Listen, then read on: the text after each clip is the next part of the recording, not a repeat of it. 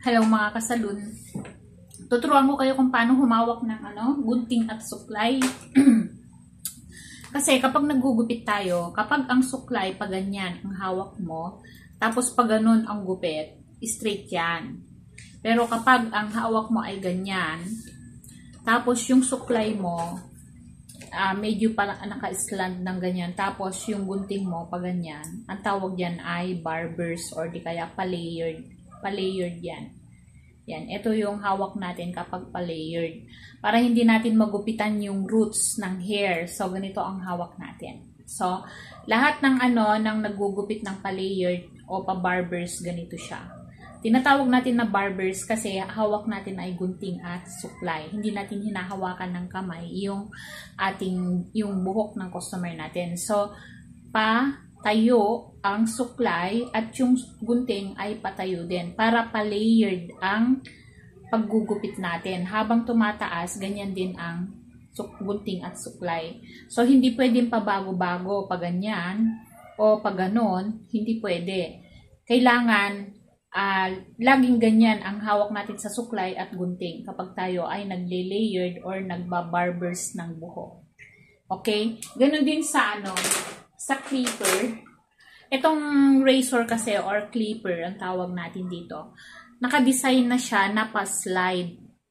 Kasi kailangan pag nagupit tayo, pa-slide, hindi pasubsob. Kasi pag pasubsob, kalbo yung customer natin. So kapag ganyan ang paghawak natin, tapos pataas yan, hindi pwedeng puro pa ganon. Hindi pwedeng nakaangat ito. Dapat naka-rest sa balat o di kaya sa ulo ng customer natin, yung razor natin dapat nakaganyan siya, nakalapat, hindi nakaganyan. Kasi pag nakaganyan, makakalbo natin yung customer. Pero kapag nakaganyan, from the begin, tapos depende dun sa taas na gusto nating gupitan, tapos halimbawa 2 inch lang, 2 inch, so dalawang ganito lang siya. So 2 inch na yung ngipin. And then, habang pataas siya, pagdating sa 2 inch, pa-slide na siya. Yan. So, i-slide na natin siya. Kapag pa-slide na siya, yan, mahaba yung natitira sa taas. Yan, hindi siya makakalbo. So, ganyan lang ang hawak mga kasalon ha. Nakadampis sa ulo ng customer natin from there. And then, i-slide lang natin. Ganyan. Para soft yung dating ng gupit natin. Ibig sabihin, naka-layered siya, hindi uka-uka, hindi hagdan-hagdan.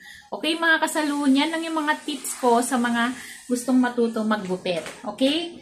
So kahit ang gamit natin ay clipper or razor, without guide or with guide, ganun pa rin.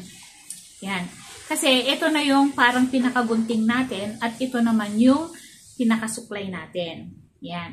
Kapag naman suklay at gunting, ito, suklay at gunting ang hawak natin, ito yung pinaka-guard natin at ito naman yung pinaka-blade natin. Kung baga sa razor, ito yung guide, ito yung blade.